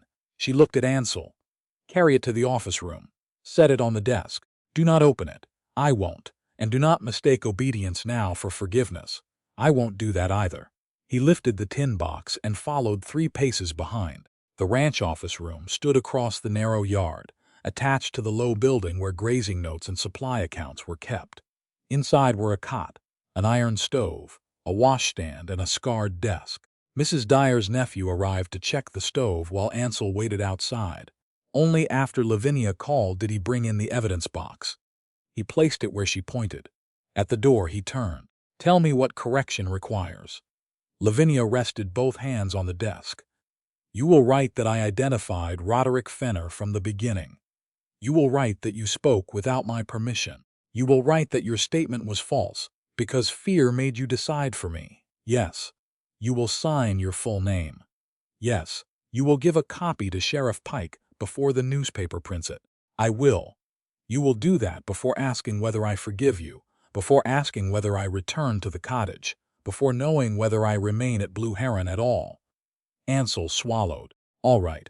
Afterward, if you still mean to help, you will follow the operation I design. No pursuit because anger takes hold. No changing the route because you think you see a safer one. No speaking for me." "What operation?" Lavinia touched the locked tin box. "Fenner still believes sample 9 can be taken. His notice proves he needs it. That need may be the only mistake he has offered us." Ansel wanted to ask whether she was fit to travel, whether Pike had agreed, whether the danger could be carried somewhere she was not. The old order rose in him, his fear first, her choice second. He stopped it. "What do you need from me now?" "A correction in tomorrow's paper." He nodded. "I am sorry. I believe you." The words were not pardon. "Now make it cost you." Ansel stepped into the yard. Behind him, Lavinia slid the bolt into place from her side. Before dawn, he saddled his dun, with a signed correction folded inside his coat. He did not know whether she would still be at Blue Heron when he returned. That uncertainty was part of what he owed. Ansel reached the Cañon City newspaper office before the pressman lit the second lamp. Frost still silvered the boardwalk, and the street held only a milk wagon, 1 freight dray, and a deputy warming his hands outside Sheriff Pike's office. Ansel tied his dun at the rail and entered with the signed correction already unfolded. The editor stood behind a desk, scattered with proof sheets. He read the first line, then the second. "You understand this contradicts what you told my reporter. That is why it must run. You could say you were misunderstood. I was not. You could say concern caused you to speak imprecisely. I spoke falsely." The editor looked at him over the page. "That wording will travel farther than Cañon City. Then it will travel as far as the first statement." The correction, said Lavinia Bellamy, had identified Roderick Fenner from the beginning. It said Ansel Cade had spoken without her permission. It said his claim that she could not clearly identify her captor was false. At the bottom, Ansel had written that fear led him to decide what another person should be allowed to say. His full name followed. No excuse. No request for sympathy. Fenner's people will use this against you, the editor warned. They should. And Miss Bellamy? Print her name as she gave it. Print mine beneath the correction. The editor folded the page and handed it to the pressman. Noon edition. I need one copy before the bundles leave town. For Miss Bellamy, for Sheriff Pike. Ansel crossed the street while the type was being set. Pike listened without interruption as Ansel repeated what he had told the reporter and why he had said it. When Ansel finished, the sheriff leaned back. You weakened her identification in public. Yes. And strengthened Fenner's notice. Yes. You expect me to tell her you came clean? No. Ansel placed a handwritten copy on the desk. I expect you to keep this with her statement. A knock sounded behind him. Thaddeus Bellamy entered, carrying the same black hat he had worn to Blue Heron. He stopped when he saw Ansel. What is this? Pike handed him the correction. Thaddeus read it once, then again. You are putting this in the newspaper? It will run today. You have no idea what a public admission can cost. Ansel met his gaze. I have some idea. Thaddeus's eyes returned to the final sentence. Fear made me decide for her. Pike opened a drawer and removed the unsigned acknowledgment Lavinia had demanded. Your daughter asked you to put the truth under your own name. Thaddeus did not reach for it. This is not the same matter. It is the same choice, Ansel said. Whether your fear gets to replace her word. Do not instruct me about my daughter. Then stop making strangers do what her father would not. Pike placed a pen beside the paper. You already admitted the reports were hers. You admitted she withdrew support before she vanished. You admitted you withheld that correction from the directors. Sign only what you said in front of me. The press began to turn in the next building. Its iron rhythm entered through the wall, slow and steady. Thaddeus listened as though every strike carried his family name into the street. Then he sat. He read the acknowledgment line by line, altered one phrase so the withdrawal date came before October 3rd, and signed. Pike sanded the ink. A copy goes to Miss Bellamy, he said. Another remains here. Thaddeus rose. Will she return to Bellamy House now? That is not mine to answer, Pike said. Ansel did not answer either. By the time he reached Blue Heron, the noon edition was folded inside his coat, and Thaddeus's signed acknowledgment rode in Pike's leather case behind him. Lavinia waited in the ranch office room with the locked tin box on the desk. Her cane leaned against the chair, though she had crossed the room twice without it. The ankle was improving, not healed. She heard the horses before the knock. Come in, she said. Pike entered first. Ansel remained outside until she called his name. The sheriff placed Thaddeus's acknowledgment on the desk. Lavinia read her father's words standing up, her authorship, her withdrawal before October 3rd, his decision not to inform the directors, all beneath his signature. Did he offer an explanation, she asked. Only that public admissions carry a cost, Pike said. Lavinia folded the page. At last he has noticed. Ansel set the newspaper beside it. The correction occupied half a column. He did not watch her read. He kept his hands at his sides and his attention on the far wall. When she reached the final line, she looked up. The editor did not soften it. I told him not to. Did you ask him to say the reporter misunderstood? No. Did you give Sheriff Pike a copy before publication? Yes. Did you ask either man to speak for you? No. Lavinia placed the newspaper beside her father's acknowledgment. 2 men, 2 public corrections. Neither restored what had been taken, but both made denial harder. Thank you, she said. Ansel's gaze returned to her. You do not owe me that. No, I chose it. Pike drew a chair toward the desk. Now tell me about this operation before either of you makes another decision alone. Lavinia unlocked the tin box. Sample bag number 9 lay inside in the condition recorded after its witnessed opening. The specimen, original copper glass tag, and her observation note had been repacked in the original canvas. The lifted blue wax seal rested separately in folded paper. Fenner believes the original is still here, she said. His notice proves he still needs it. Not after today, Pike said. Lavinia lifted the bag by its lower corners and passed it directly to him. Then she handed over the tag packet, her note and the preserved seal. From this moment, all of it is in your custody. Pike placed each item inside a padded leather evidence case. He listed them in his notebook, recorded the date and time, then asked Ansel to witness the transfer. The original would remain with the sheriff. It would not ride any decoy road. Lavinia drew a second canvas bag from beneath the desk.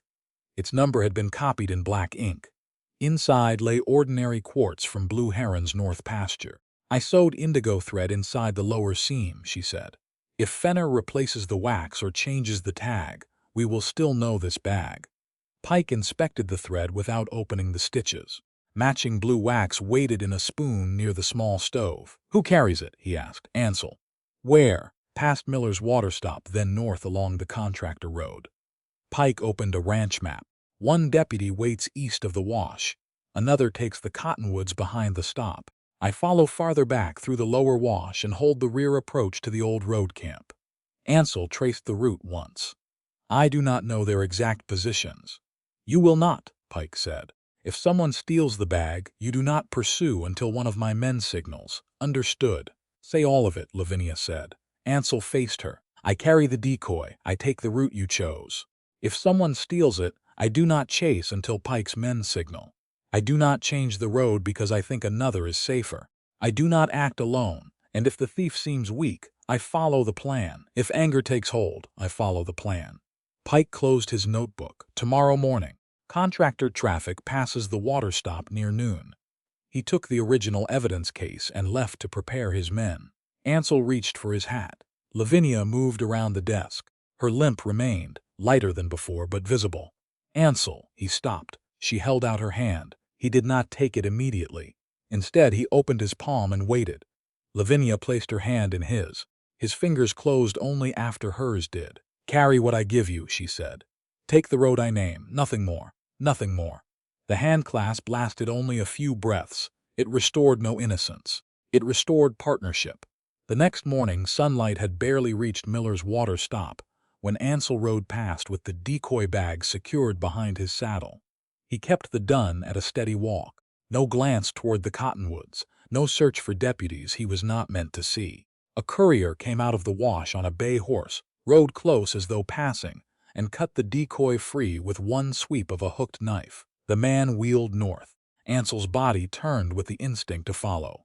He stopped himself. The courier vanished onto the contractor road carrying worthless quartz, copied blue wax, and the first move in Lavinia Bellamy's trap. Ansel watched the courier disappear onto the contractor road and forced the dun to remain at a walk. Every instinct urged pursuit. The man had cut the decoy from his saddle within arm's reach. One hard run might close the distance. One clean tackle might end it. But Lavinia had not asked him to end it. She had asked him to carry the bag, take the road she named, and do nothing more until Sheriff Pike's men gave the signal. Ansel kept both hands loose on the reins. Behind the cottonwoods, a meadowlark rose from the frost-stiff grass. Nothing else moved. Then a deputy appeared at the edge of the eastern wash and touched 2 fingers to his hat. Ansel turned north. He did not overtake the lawman. The courier's dust remained ahead, thin enough to follow and faint enough that the man believed himself alone. Pike moved through the lower wash out of sight. One deputy kept to the cottonwoods. The other followed the broken ridge east of the road. Ansel stayed where the plan had placed him. Nearly 3 miles beyond Miller's water stop, the contractor road bent toward the abandoned camp, where Pike had recovered the tool inventory. A wagon shed leaned against the slope. Torn canvas snapped from one roof beam. The courier dismounted behind the shed and carried the stolen bag inside. Ansel stopped at the edge of the clearing. The deputy beside him raised one hand. Wait. Through a gap in the boards, the courier set the bag on a crate and cut away the copied blue wax. Ordinary quartz spilled onto the planks. He stared at it, then tore open the lower seam. Indigo thread showed against the canvas. His face changed. Damn her. He reached for a lamp. The match flared in his fingers. Sheriff Pike entered through the rear opening with his revolver held low. Put it down. The courier froze. The flame shortened near his thumb. I said down. The match dropped onto bare earth and went dark. The courier lunged for the bag instead. Pike caught his wrist. A deputy came through the front and pinned him against the crate before he reached the hooked knife at his belt. The struggle lasted less than a minute. No shot. Only boot-scraping boards, the crate tipping, and a frightened bay horse pulling against its reins outside. Pike bound the courier's hands and called Ansel in. "Identify the bag." Ansel crouched beside the torn seam. "The decoy Miss Bellamy prepared." "How do you know?" "Indigo thread inside the lower seam. Ordinary quartz from Blue Heron's north pasture." Pike recorded the answer. "Did you see this man cut it from your saddle?" "Yes." The courier spat dust from his mouth. "It came loose." "You used a hooked knife," Ansel said. "Both straps were cut." Pike searched the shed with his deputies. He did not need long. Beneath a tarpaulin lay a shallow tool chest. Inside rested a 5-point steel punch, 3 packets of loose placer gold wrapped in oiled paper, a stick of blue sealing wax, and several blank copperglass tags. In a second crate, the deputy found Mercy's missing bridle and saddle straps. Someone had cut away Lavinia's initials, but pale leather remained where the letters had been. Pike placed the punch on a clean board. "This came from Fenner's road crew." The courier said nothing. "The inventory shows it was transferred to the Copperglass sample house. Under R.F. Pike, unwrapped 1 gold packet without spilling the contents. The blind assays show the mine wall did not support the promoted value. Miss Bellamy's original specimen contains a drilled cavity packed with placer gold. Now we have the punch, the loose gold, the tags, and the tack removed from her mare." He pointed to the decoy bag. "And we have you stealing what you believed was sample 9. Fenner said she took company property.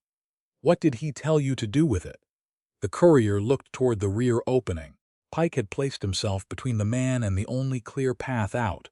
"Nothing. You cut it open. To see what it was. Then you reached for fire." The courier's jaw tightened. Pike lifted the 5-point punch.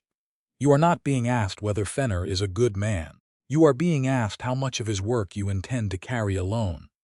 That broke the man's silence more effectively than threat. He said the blue bag would be moved. "Moved where?" "To the assayer. Or the mine." "How were you to know who carried it?" "Cade." The courier glanced at Ansel. "Fenner said Cade would carry anything she handed him." Ansel felt no insult in the words. That had been the trap. "What were your orders after taking it?" Pike asked. "If it was number 9, switch the stone, put in another sample, reseal the bag and send it on with one of Fenner's men. And if it was not," the courier looked at the dead match, "burn it." Pike set the punch down. "Where is Fenner?" "I don't know. You know more than that." "He left the road camp." "For Copperglass," the courier swallowed. "He said the directors would demand an inspection once Bellamy's girl forced the matter into the open." "Lavinia Bellamy," Ansel said. The man glanced at him and corrected himself. "Lavinia Bellamy." Fenner said Pike would have to bring the original sample to the mine so everyone could compare the rock to the wall. Pike's expression sharpened. "Why would Fenner want the original brought there?" "He said he wanted the rock and the wall together." "For what?" "So there would be nothing left to argue over." "That is not an answer." The courier's shoulders dropped. "He took blasting powder from the road magazine 2 nights ago." No one spoke. Wind pushed dust through a gap in the shed. Pike asked, "Did he say he meant to bring down the chamber?" "He said chamber, the sample, and the people who swore to both should be in one place." Ansel's hands closed before he made them open again. Pike saw it. "You will follow the plan we make next," he said. "Not the one anger offers. I know." "Do you?" Ansel looked at the courier, then at the recovered punch. "Yes." By dusk, the courier sat in the rear cell of Pike's office. The decoy bag, punch, gold packets, wax tags, and Mercy's tack had been listed separately and sealed under the sheriff's authority. Sample bag No. 9 remained in Pike's padded evidence case, exactly where Lavinia had placed it the day before. The original had never traveled the contractor road. At Blue Heron, Lavinia waited in the ranch office room, with the mine sketch spread across the desk. Her cane leaned against the chair. The ankle was stronger, but the long day had left swelling beneath the bandage. Her mother's brass loupe lay closed beside the map.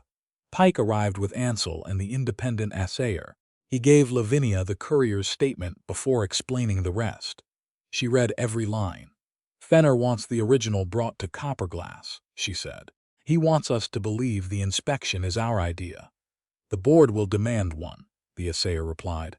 "The fire assays prove the fresh samples do not support his figure. They do not prove where sample 9 was represented as coming from unless we inspect the claimed chamber." "Then we go," Lavinia said. Ansel's head turned toward her injured foot.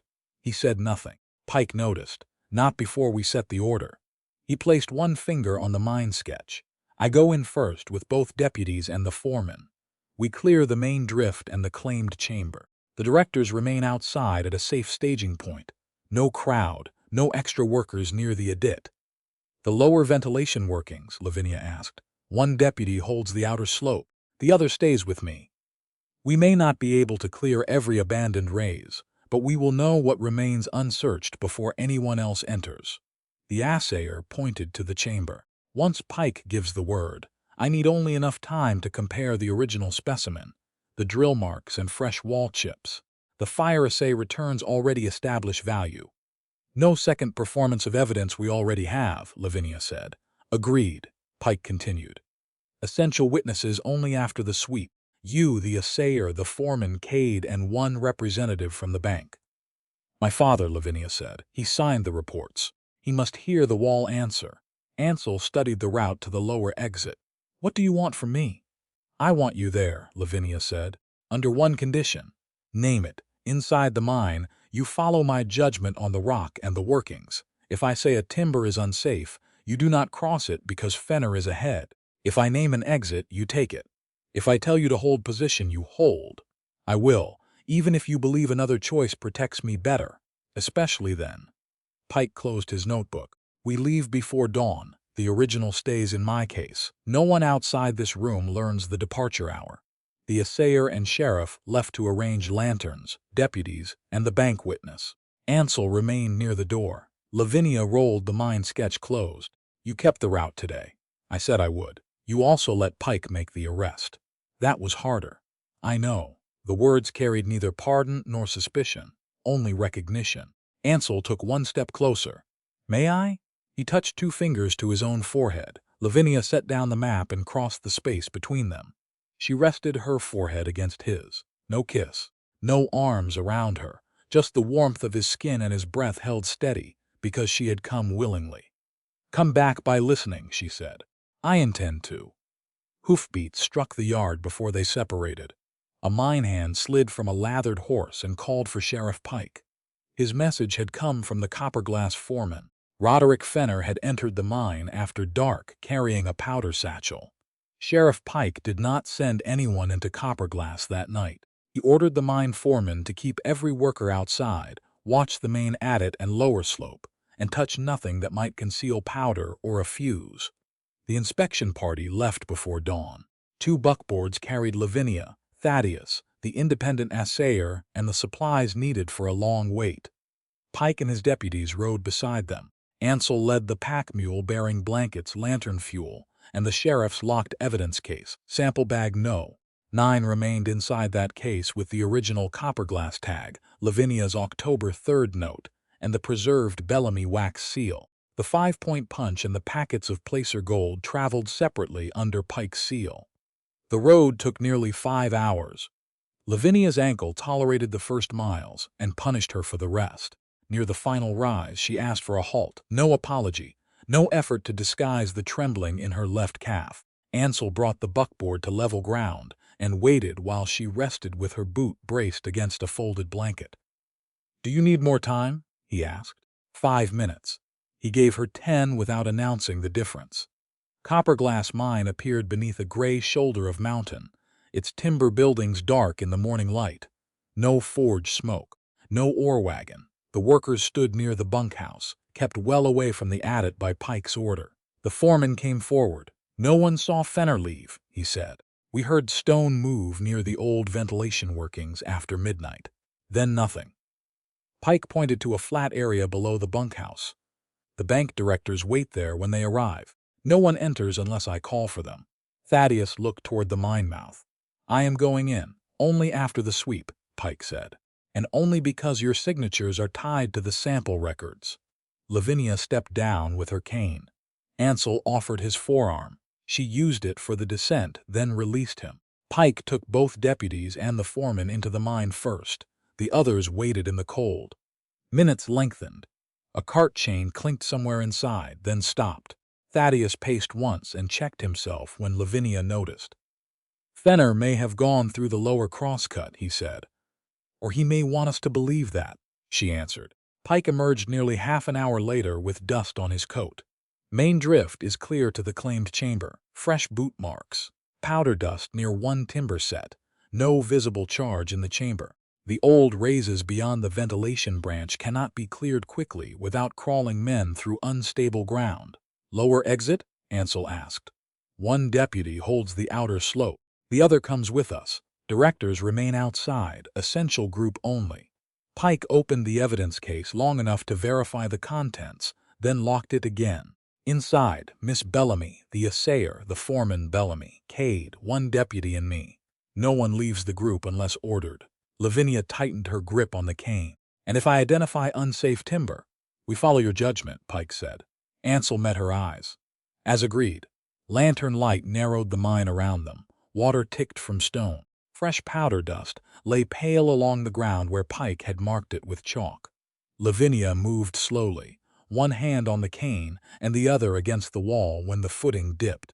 Ansel stayed one pace behind. He did not touch her. The claimed chamber opened beyond two heavy timber sets. Its wall showed old tool marks and a line of sample holes.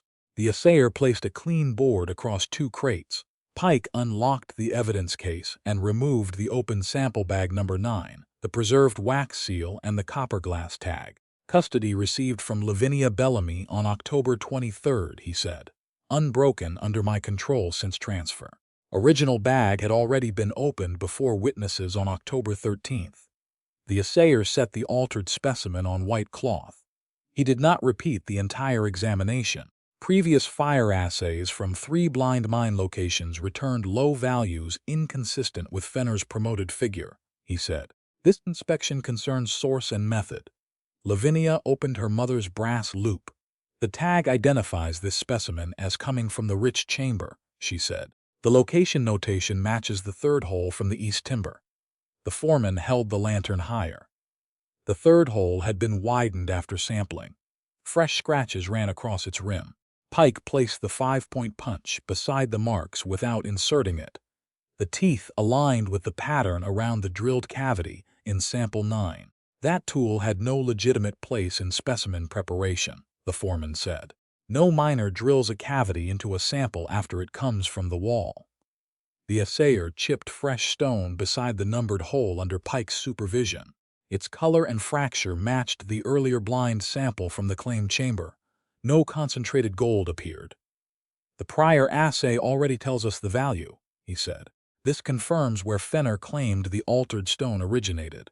Thaddeus stood behind Lavinia with mine dust settling across his black coat. "Your withdrawal was correct," he said. She lowered the loupe. "Say whose judgment it was." He drew breath. "Lavinia Bellamy's." The words came before witnesses and without his name covering hers. "Late. Still necessary." A faint metallic knock came from above the side drift. Not falling stone, iron against iron. Lavinia lifted one hand. Everyone stopped. The sound came again, followed by the scrape of a boot where Pike's sweep had found no man. "Old ventilation raise," the foreman whispered. "There is a shelf above the branch." Pike drew his revolver. "Fenner, come down." A lantern flame appeared above the drift. Then Roderick Fenner stepped onto the ledge. One hand held the lamp. The other held a burning fuse. His town coat was torn at the shoulder and powder dust streaked one sleeve. "You brought it," he said, looking at Pike's evidence case. "The rock and the wall, just as promised." "Drop the fuse," Pike ordered. Fenner smiled at Lavinia. "You should have stayed under the floor." Thaddeus recoiled. Lavinia did not. Fenner bent and touched the flame to a powder train hidden beneath loose boards. The fuse hissed toward the chamber. Ansel moved. Lavinia caught his sleeve. "No." Fenner turned and ran into the ventilation branch. Ansel's body leaned after him, every line of him prepared to pursue. Lavinia studied the drift. the timber angles, and the direction of powder dust. A charge in the main passage would drive blast and debris toward the chamber and mine mouth. The stone rib east of them shielded the crosscut.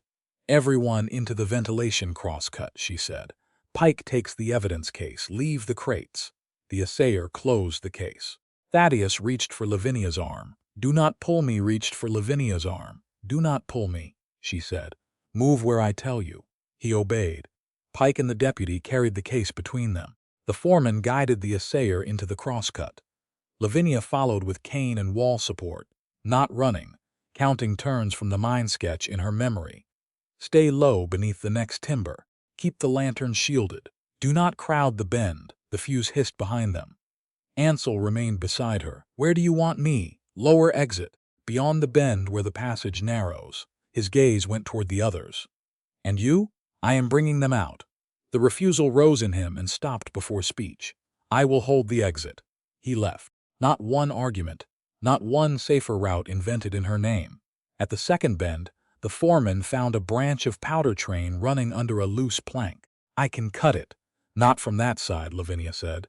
"The dust has carried beyond the flame. Smother it from clean ground." The deputy stripped off his wool coat. He and the foreman pressed it over the fuse while Pike shoveled loose earth across the farther section with a broken ore pan.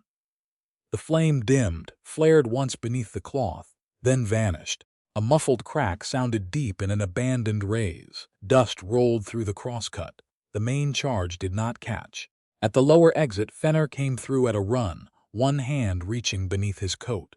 Ansel stood beyond the bend where Lavinia had placed him. Fenner drew halfway.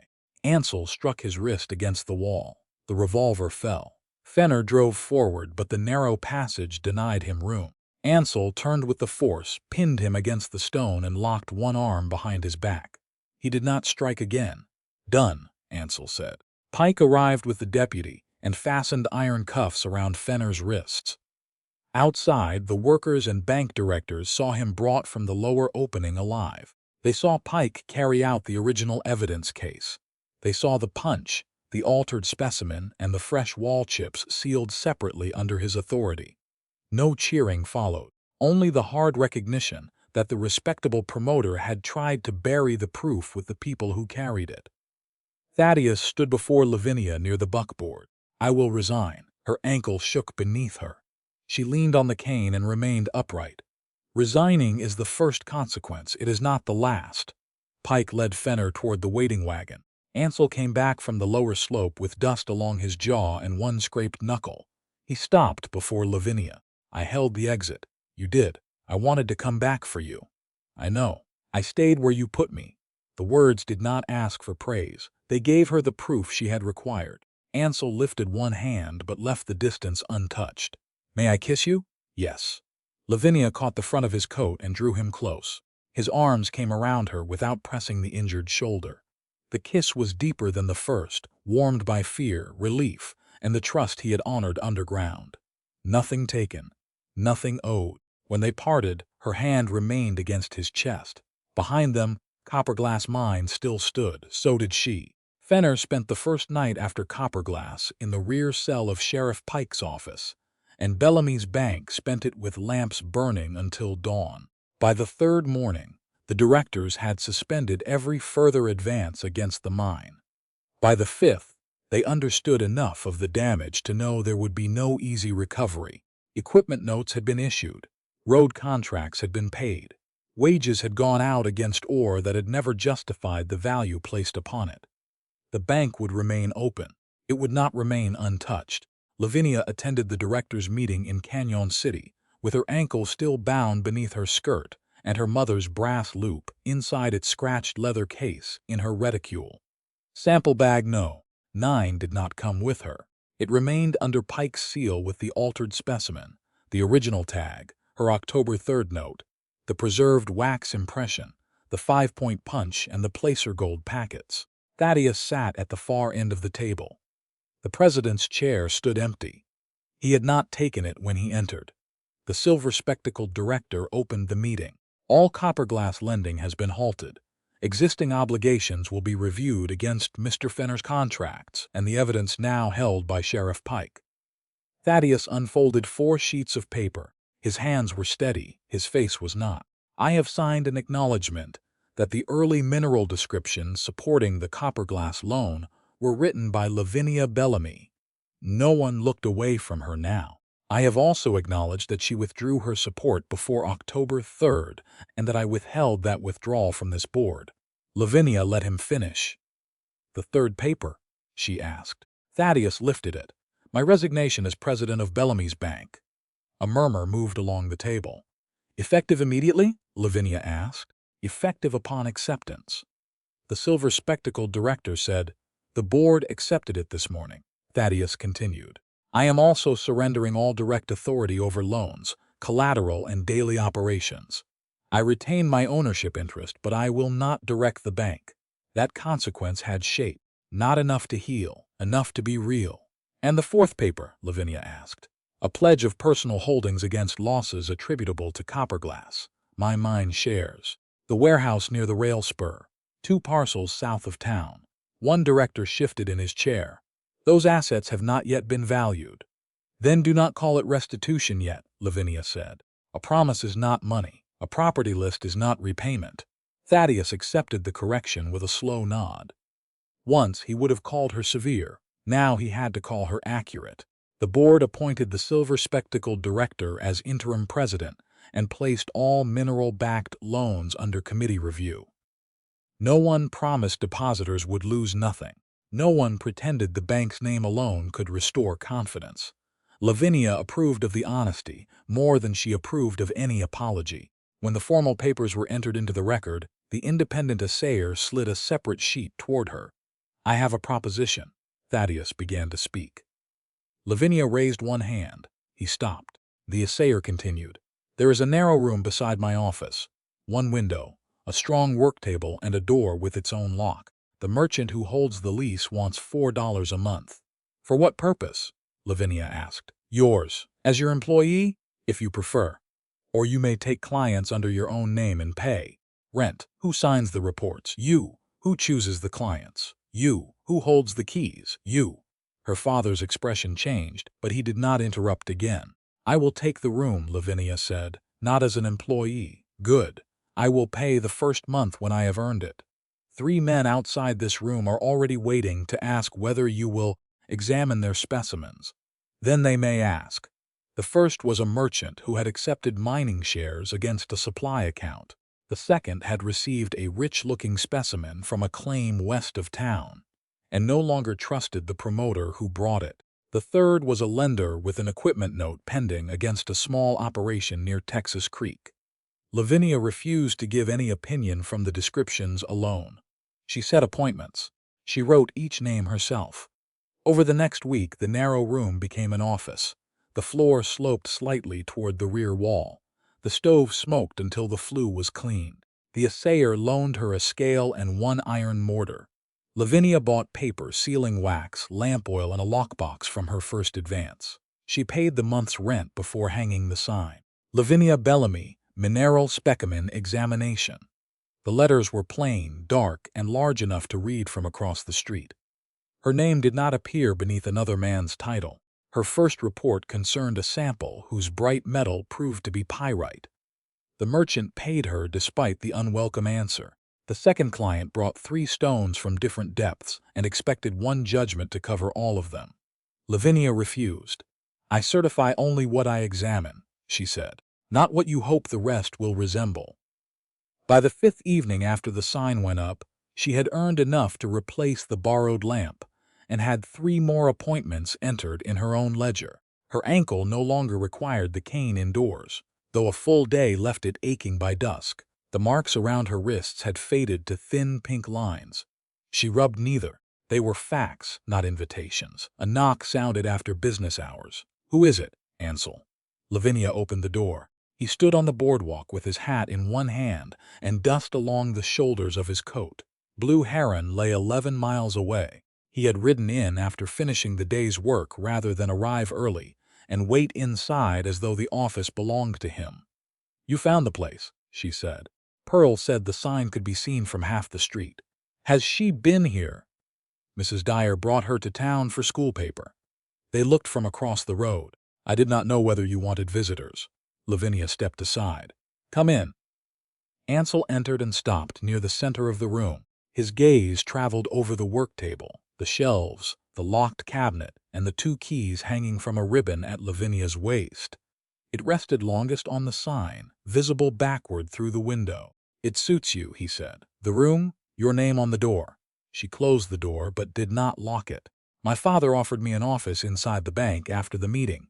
What did you say? No. Did he understand? Not entirely. He may learn. He may not. Ansel accepted the possibility. He set his hat on the chair. Fenner remains in Pike's custody. The court will set the matter in its own time. The ranch hands have stopped asking when you will return to Blue Heron. Why? Because I told them your work is here. And Pearl? She asked whether Sunday visits still belong to Sunday. Lavinia felt the answer before speaking it. They can. Ansel nodded. He seemed to have brought one sentence farther than 11 miles and discarded every lesser version along the road. I love you. No rescue in the words. No claim. Lavinia rested one hand against the edge of her desk. You came all this way to say that? It should not be said by letter, and after saying it, I ride home unless you ask me to stay longer. You are not going to propose? A trace of warmth touched his mouth. Not tonight. Why? Because finding you alive did not give me a right to the life that came after. The answer met every condition she had not yet spoken. Lavinia crossed the room. No, she said. Listening afterward gave me a reason to let you near it. Ansel's breath changed, but his hands remained at his sides. I love you too. The words did not feel like surrender, they felt tested. I want courtship, she continued. Not gratitude, not shelter turned into obligation. I will keep this office and my rooms. Some evenings I will refuse company. Then I will leave. Some Sundays I will come to Blue Heron. Pearl will be pleased. Pearl will not be asked whether she wants another mother. No. She will not be made responsible for deciding what we become. Agreed. And you will not promise her marriage before you ask me. I have learned not to speak ahead of you. Lavinia placed her palm against his chest. His heart beat hard beneath wool and shirtcloth. You may hold me now.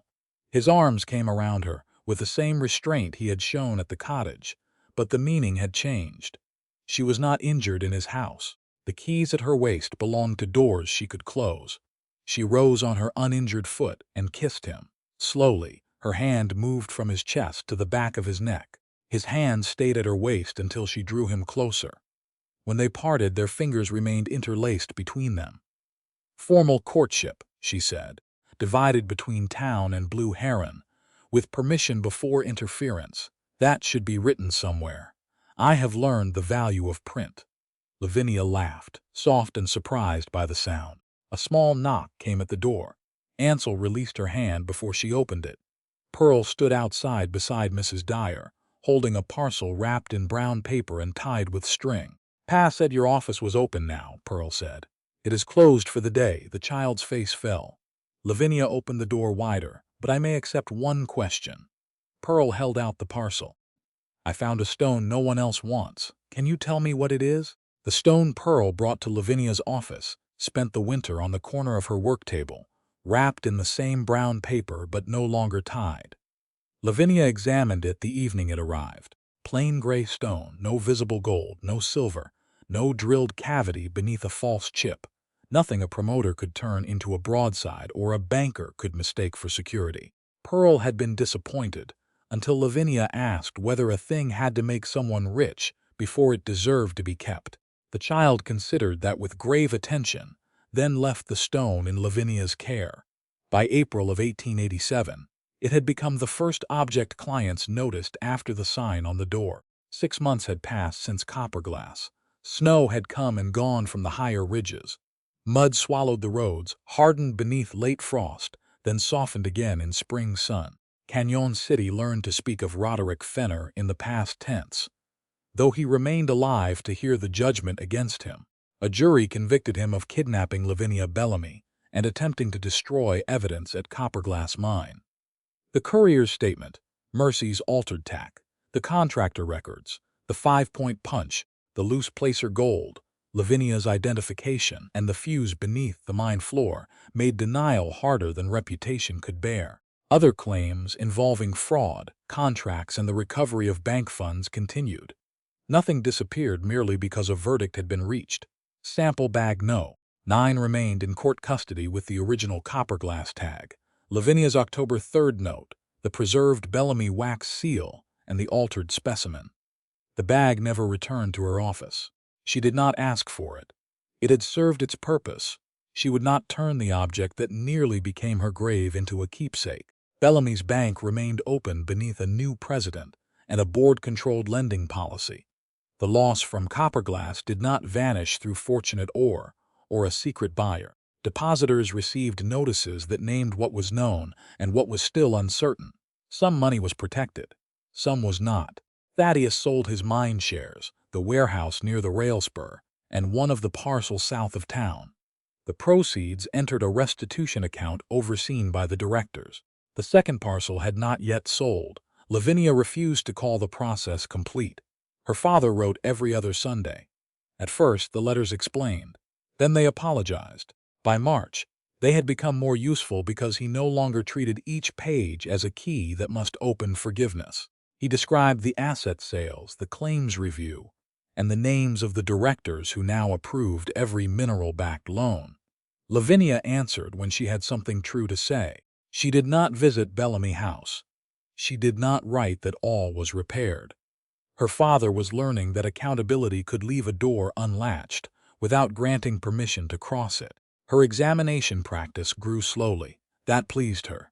Sudden success had acquired an unpleasant resemblance to false gold. She inspected mineral specimens for merchants, lenders, and claim holders who wanted an opinion not tied to a promoter's promise.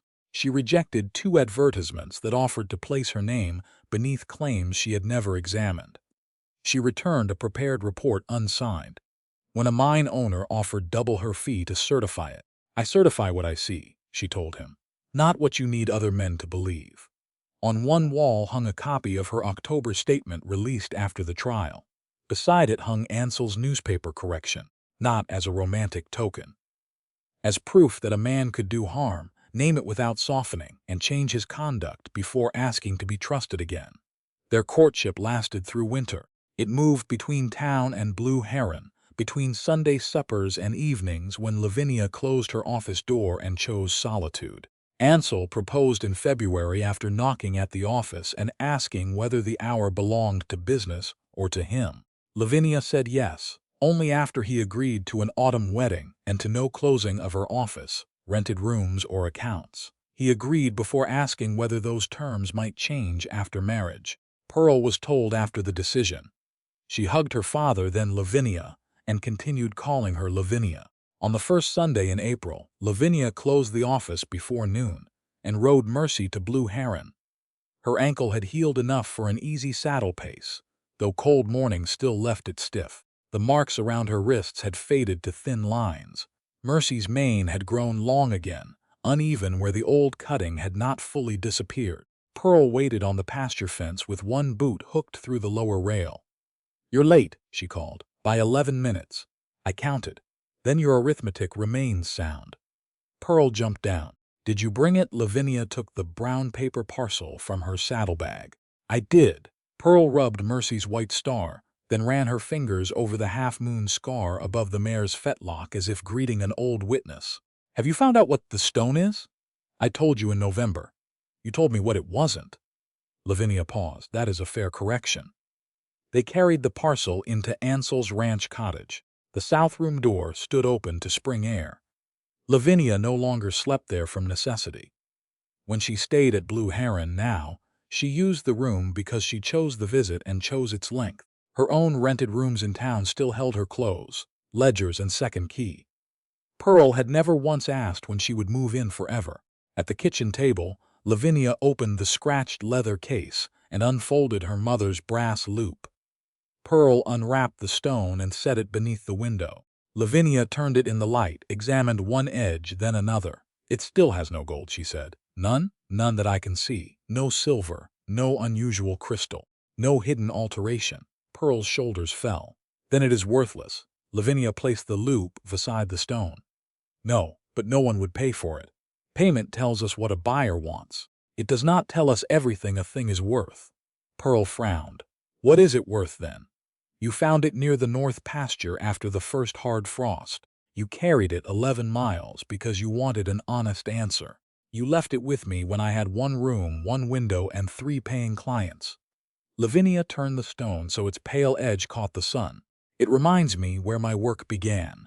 Pearl studied the gray surface. So you're keeping it? With your permission. You may. The words came with ceremony. Then she added, but I may borrow it. Agreed. Hoofbeats crossed the yard. Ansel returned from the corrals wearing a faded work coat and carrying a repaired halter rope. He was still a working stockman. No hidden fortune had appeared after Fenner's conviction. Blue Heron still needed fences, horses, accounts, and men willing to search creek brush for calves that ignored good sense. Ansel hung the rope beside the door and brushed dust from his hands before entering. His gaze moved to Pearl, then Lavinia, then the plain stone beside the open loop. The famous specimen, he said. It has been declared free of gold, Pearl told him. A severe finding. Lavinia says it is valuable anyway. Ansel met Lavinia's eyes. She has experience with that, Pearl groaned. That sounded like courting. It was, he said, poorly disguised. He crossed the kitchen and kissed Lavinia's temple. Familiar, unhurried. Then he started toward the stove. Lavinia caught his sleeve, was inadequate. He turned back. Was it? Severely. She drew him down and kissed him properly. His hand settled at her waist only after she moved closer. Pearl made an exaggerated sound of complaint and carried the brown paper to the kindling box, but she smiled when she turned away. Outside, Mercy grazed near the fence. Inside, Ansel rested his forehead against Lavinia's for 1 breath before returning to his work. No danger required the tenderness. That was its proof. Lavinia placed the plain gray stone on the windowsill and left her mother's brass loop open beside it. Afternoon light passed through the lens and touched the stone without finding gold. She kept it anyway.